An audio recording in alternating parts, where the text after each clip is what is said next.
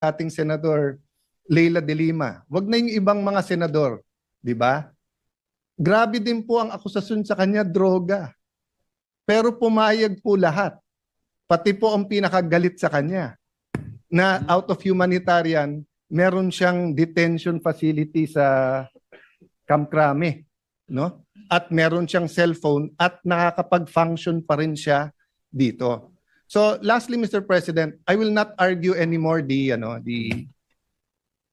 whether the war on drugs was a maniac killing everyone or the war on drugs was precisely to protect the Filipinos, because replay na to eh. Ilang beses na napaliwanag to, the facts, ilang beses na present sa international community at saka dito. Just one point, Mr. President. Nung tinignan natin yung dami na namatay nung Aquino administration, ay sing dami nung namatay nung first 2 years nung Duterte administration.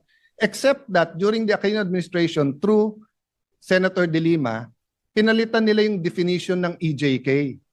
EJK, kapag yan ay labor union, yan ay human rights leader na napatay.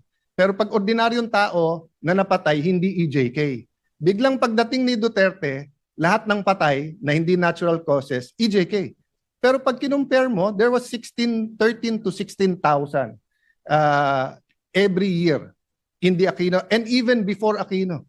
So again, Mr. President, we're not here to debate that.